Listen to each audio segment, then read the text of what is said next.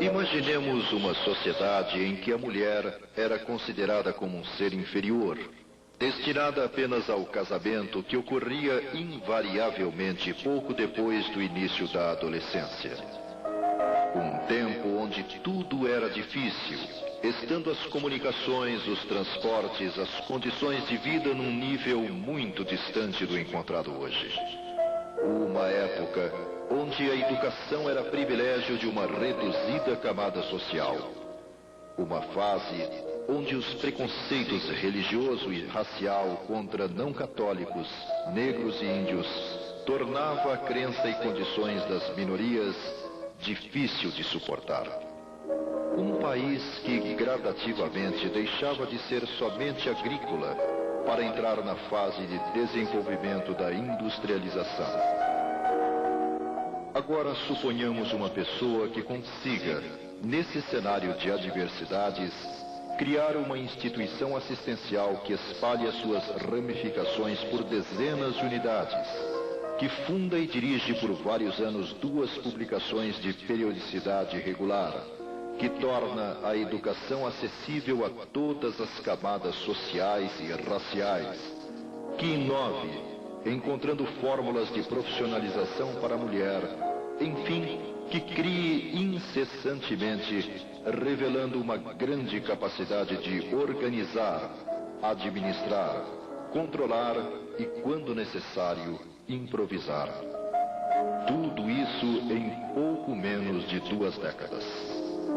Quase impossível acreditar que, cercado de dificuldades, alguém consiga exercer tão poderosa influência sobre o meio em que viveu. Sobretudo tratando-se de uma mulher. Pois é sobre a sua vida, suas ideias e sentimentos convertidos numa incrível sucessão de obras que vamos falar no programa que você começa a assistir agora.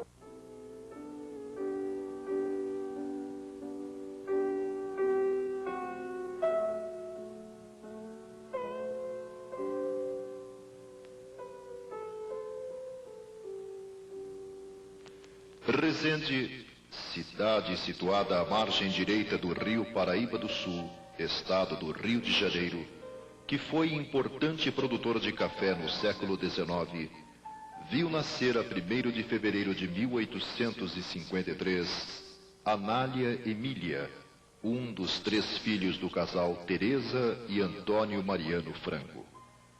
A infância vivida naquelas terras bucólicas impressionaram profundamente a sensível alma da menina, e desse tempo provavelmente resultaria o ideal abolicionista, revelado posteriormente, além de doces lembranças atestadas em vários escritos publicados anos depois, como retratam alguns dos versos do belíssimo poema Uma Saudade. Quantas vezes tão contente essa hora eu esperava, e sobre a ponte correndo, o riacho atravessava, ouvindo com alegria soar a Ave Maria. E logo após avistava pobres negros caminhando, vergados ao peso das messes, mas felizes e cantando, que tanto me comovia. Em 1861, atraída por promissoras perspectivas, sua família transfere residência para São Paulo. A atividade de professor exercida pela mãe certamente teve decisiva influência na vocação de Anália, que já aos 15 anos passa a atuar como sua auxiliar em colégios de Taubaté e Guaratinguetá. A função de assistente da mãe se oficializaria com a aprovação em 1872 num concurso de câmara.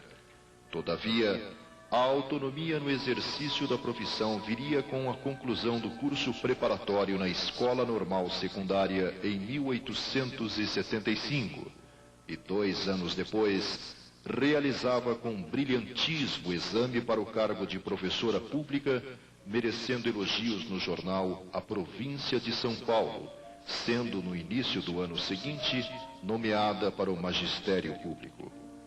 Os próximos 20 anos representaram como que uma preparação para a missão que desempenharia, período no qual fundou uma escola, o Externato Santa Cecília, dedicado ao ensino primário e secundário, e entre 1877 e 1878, um acontecimento marcante: a perda quase total da visão, o que a obrigou a se afastar de suas atividades. A experiência, contudo, aliada a uma rara percepção da realidade, motivaram-na a escrever para publicações da época como A Família e Eco das Damas do Rio de Janeiro. As influências do progressivo materialismo, importado da Europa, inspiraram Anália a escrever um livro, A Filha do Artista, dividido em 2 volumes, buscando preencher a lacuna existente na bibliografia nacional, obra que pretendia fosse um antídoto contra a literatura dissolvente daqueles dias. Os 10 anos seguintes fizeram com que se acentuasse em seu espírito inquieto a ânsia de contribuir para a formação da sociedade republicana do novo século que estava por nascer, e a 30 de abril de 1898, transbordante de alegria, Anália vê circular o primeiro número do Álbum das Meninas, publicação financiada com parte de seu salário, distribuída gratuitamente e que, em sua primeira edição, abordava o tema As Mães e as Educadoras.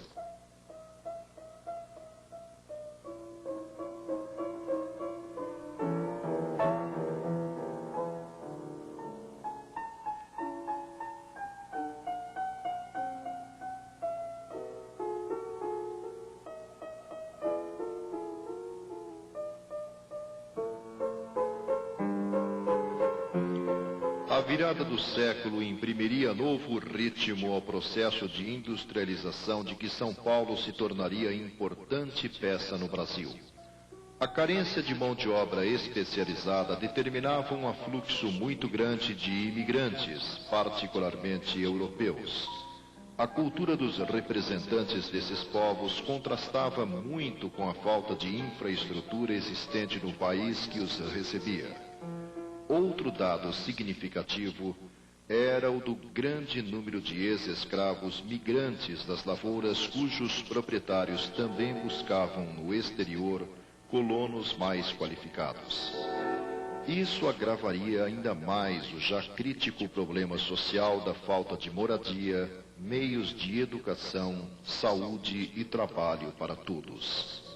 Anália, apesar dos seus 48 anos, não ficou indiferente a isso e, a 17 de setembro de 1901, requer autorização para o funcionamento de uma instituição que buscaria proteger e educar as crianças das classes desvalidas, bem como mães desamparadas. Um mês depois, o pedido foi deferido, permitindo a fundação da Associação Feminina Beneficente e Instrutiva de São Paulo, que, ainda naquele ano, em 31 de dezembro, tem instalada a sua primeira escola no Largo do Arouche. O tempo exigia a intensificação de atividades para a concretização dos planos imaginados por Anália. Mão de obra era um obstáculo. Para superá-lo, já 25 de janeiro de 1902, colocava em funcionamento o Liceu Feminino, dedicado à habilitação de professoras para os lares a serem instalados. Redige e publica o Manual para as Escolas Maternais, transmitindo às colaboradoras diretrizes para o seu trabalho. Já no dia seguinte, a associação punha em funcionamento um curso noturno para adultos, objetivando sua alfabetização. Controles, recursos para manutenção, entre outros instrumentos, foram sendo desenvolvidos por Anália e suas colaboradoras, e em 13 de agosto daquele ano consumava-se o primeiro passo para a expansão pelo interior do seu grandioso projeto. Era inaugurada a escola maternal de 2 Córregos. As repercussões da operosidade de Anália começavam a atrair a atenção e o entusiasmo de alguns segmentos da sociedade, embora na mesma intensidade atraísse a ira do clero, que manteve por muitos anos insidiosa campanha difamatória contra a associação. O ano de 1903 começava com a inauguração de outra unidade no interior, a Escola Maternal de Jaú. A necessidade de tornar conhecidas as atividades da instituição, bem como de integrar o corpo de colaboradores, fizeram com que Anália decidisse publicar a Revista da Associação Feminina, posteriormente denominada A Voz Maternal. Em 5 de julho, a identificação dos ideais de Anália com os da maçonaria resultaram na instalação da Escola Maternal Grande Oriente. Por essa época, nova iniciativa de Anália, o primeiro de uma série de asilos creche. Em dezembro daquele ano, a revista da associação informa já serem mais de 1.000 àquela época os beneficiados pela entidade. E antes que o ano terminasse, registram-se 3 acontecimentos importantes. O senador Paulo Egídio de Oliveira, fundador da primeira escola de sociologia do país, profere importante discurso a respeito das atividades da associação. Anália é confirmada na presidência da instituição por eleição, fato que se repetiria até o ano de sua morte. E, finalmente, a sua sede passa a funcionar na ladeira do Piques 23, em São Paulo. O ano de 1904 marca o surgimento de 2 novas unidades no interior, a Escola de Itapetininga, a 15 de março, e a 9 de julho, a de Campinas. É colocado em funcionamento outro curso profissionalizante para as assistidas, a Oficina de Flores Artificiais, que ensinava a confeccionar flores de papel e pano, produto vendido para gerar recursos para a entidade, experiência que posteriormente daria origem ao Instituto Regente Feijó. O senador Paulo Egídio, a 4 de agosto, faz novo discurso no Congresso exaltando as atividades da associação. Acontecimentos importantes assinalaram a vida da obra em 1905. Instalou-se uma tipografia que, além de produzir os impressos e publicações da entidade, prestava serviços a terceiros, o que também contribuía para levantar recursos que permitiam compor a receita necessária para manter as atividades. Em agosto, é apresentada a proposta para a construção de um prédio próprio para a associação, projeto apreciado e aprovado por Anália 15 dias depois. 1906 registra a formalização da união de Anália e Francisco Antônio Bastos, colaborador de muitos anos da associação, e a abertura de uma nova fonte de renda, o Bazar da Caridade, sediado na Rua do Rosário 18 e uma filial na ladeira do Piques 23, estabelecimentos que vendiam vários produtos manufaturados pelas internas da associação. Em 1907, um balanço das atividades da instituição revelava que já ultrapassava 2.000 o número de assistidos pelas diversas modalidades de serviços prestados pela obra. Nesse ano, novo avanço na direção do interior. É aberta a primeira escola maternal de Ribeirão Preto. No início de 1908, a 26 de janeiro, a associação contrai um empréstimo hipotecário para a construção do asilo e creche e 3 pavilhões para o albergue diurno. Em fevereiro, entra em funcionamento a primeira escola maternal de Sertãozinho. Neste ano, uma epidemia de sarampo exige de Anália e suas cooperadoras providências e maiores desdobramentos para superar esse período crítico. Agosto marca o surgimento da primeira escola maternal de Limeira.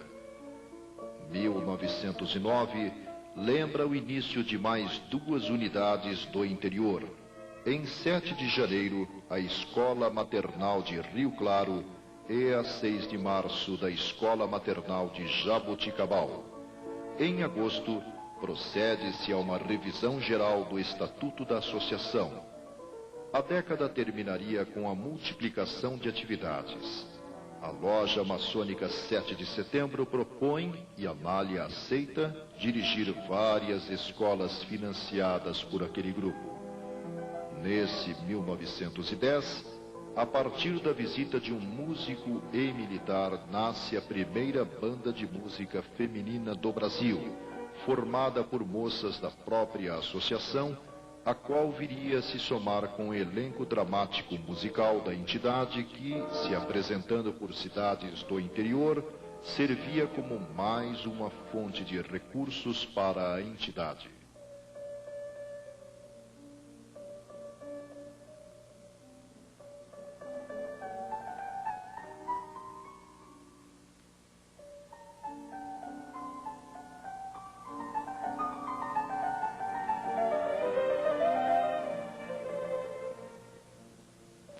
Apesar das crescentes dificuldades financeiras para fazer frente ao amplo trabalho que a associação realizava, no final de 1911, a infatigável Anália dá importante passo para a criação de nova atividade. Adquire os 75 alqueires da Fazenda Paraíso, negócio generosamente facilitado pelo proprietário, o que permite a fundação da Colônia Regeneradora Dom Romualdo, num primeiro momento dedicada ao abrigo e apoio moral às jovens decaídas, além de mães solteiras e abandonadas. Novas modalidades de ensino profissionalizante puderam ser iniciadas, como a carpintaria, o cultivo de cereais e hortifrutigranjeiros, entre outras atividades, cujos produtos eram comercializados visando auxiliar nas despesas de manutenção da obra. Em 1912, mais precisamente em 19 de maio, começa a funcionar o Lar Anália Franco de Jundiaí. No ano de 1913, os reflexos das crises político-sociais da Europa contribuíram para aumentar a escassez e recursos necessários para a manutenção da instituição. Apesar disso, a 7 de novembro é fundado o Asilo Creche de São Vicente. A decretação da Primeira Guerra Mundial em 1914 resultou em cortes das subvenções públicas e na diminuição das doações à associação. Anália, incansável, imagina e desencadeia a série de excursões pelo interior do estado com o grupo dramático musical e a banda feminina. Provavelmente a partir dessas viagens, decide criar ainda em 1914 a Liga Educativa Maria de Nazaré, com a finalidade de auxiliar as escolas maternais, creches, asilos e colônias mantidas pela associação no interior paulista. O mês de abril desse ano registra também a instalação do Asilo Creche de Dobrada. 1915 transcorre com a associação atravessando dificuldades muito grandes pela falta de recursos. 1916 inicia com a fundação, a 1º de janeiro, do Asilo Creche de Rincão. Em abril, a associação contrai empréstimo para pagamento da dívida adquirida com a compra da Fazenda Paraíso, o que permite a quitação total e a lavratura da escritura definitiva do imóvel. Em novembro, funda-se o Asilo Creche de São José do Rio Pardo.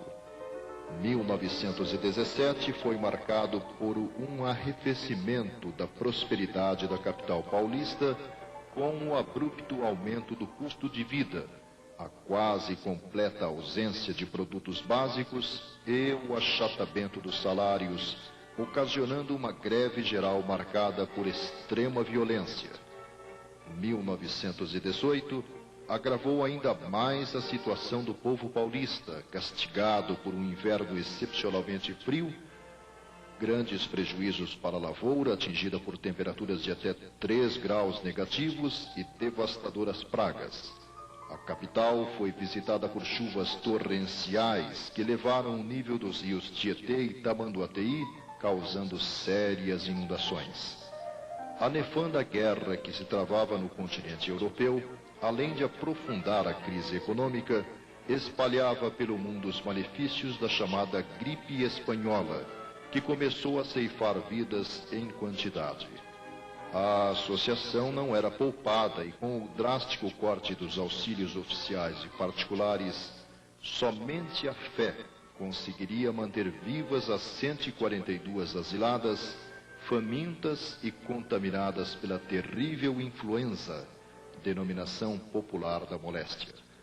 A grande protetora e mãe das meninas, sem outras alternativas, recorre à terapia espírita do passe e da água fluida, ao que ela atribuiu o fato de se terem salvado quase todas as suas assistidas.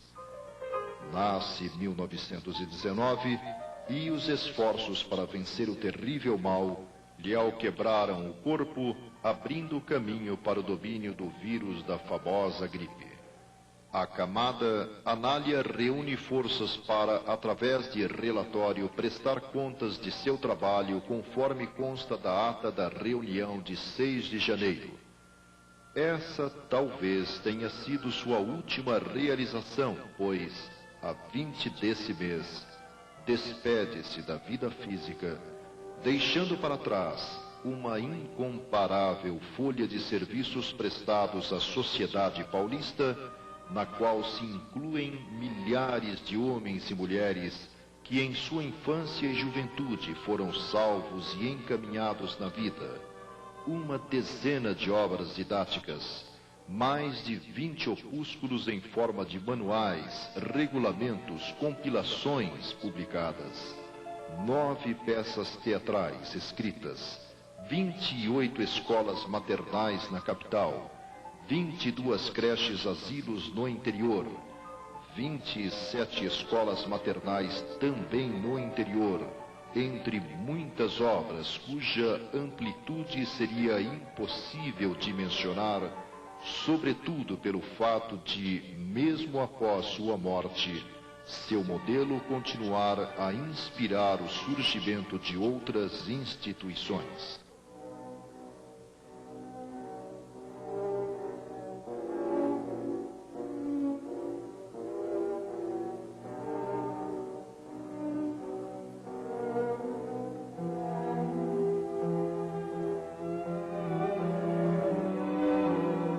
A existência de Anália é uma sucessão enorme de episódios que lhe revelam a grandeza de alma, força moral, enfim, a sua elevação espiritual.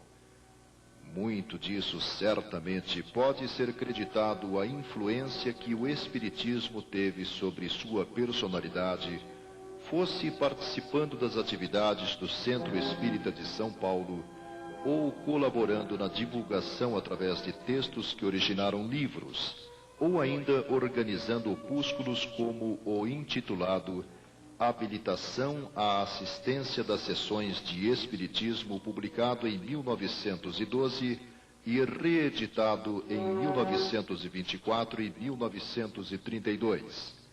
Contudo, através do médium Francisco Cândido Xavier, o espírito Hilário Silva revela no livro A Vida Escreve, editado pela Federação Espírita Brasileira, a existência nos arquivos do plano espiritual de uma curiosa passagem envolvendo nossa personagem. Conta ele. A doente que se queixava em desespero perguntou à senhora que lhe velava o leito: permite que eu leia para seu reconforto algum pequeno trecho de Allan Kardec? Deus me livre! Gritou a enferma, cuspindo-lhe aos pés. Ainda assim, as mãos abnegadas da companheira continuaram ajeitando-lhe os lençóis. Quero água! Exigiu a doente. A amiga trouxe-lhe água pura e fresca. De copo às mãos, a enferma, num ímpeto, atirou-lhe todo o líquido à face, vociferando: água imunda! Como se atreve a tanto? Quero outra. Paciente e humilde, A senhora enxugou o rosto molhado e em seguida trouxe mais água. Quero chá. E o chá surgiu logo. Chá mal feito, chá frio. O conteúdo da taça foi projetado ao peito da outra, ensopando-lhe a blusa. Traga chá quente. A ordem foi obedecida. Você agora aceita o remédio? Indagou a assistente. Que venha depressa. Ao tomar, contudo, a poção, a dama inconformada agarra a colher e vibra um golpe no braço da amiga. Surge pequeno ferimento mostrando sangue. E a enferma cai em crise de lágrimas. Chora, chora e depois diz: Anália, se a religião espírita que você abraça é o que lhe ensina a me suportar com tanta calma, leia o que quiser. A interpelada sentou-se, tomou o Evangelho segundo o Espiritismo e leu a formosa página intitulada A Paciência, no capítulo 9, que começa afirmando: a dor é uma bênção que Deus envia a seus eleitos. Acalmou-se a doente, que acabou aceitando o socorro do passe e o benefício da água fluida. Conversaram ambas. A enferma, asserenada, ouviu da companheira os planos que arquitetava para o futuro em benefício dos meninos abandonados à rua. No dia seguinte, ao despedir-se, a obsediada em reequilíbrio beijava-lhe as mãos e dava-lhe os primeiros 2 contos de réis para começar a grande obra. Essa enfermeira admirável de carinho e devotamento era Anália Franco, a heroína da seara espírita paulista, que se fez sublime benfeitora das criancinhas desamparadas.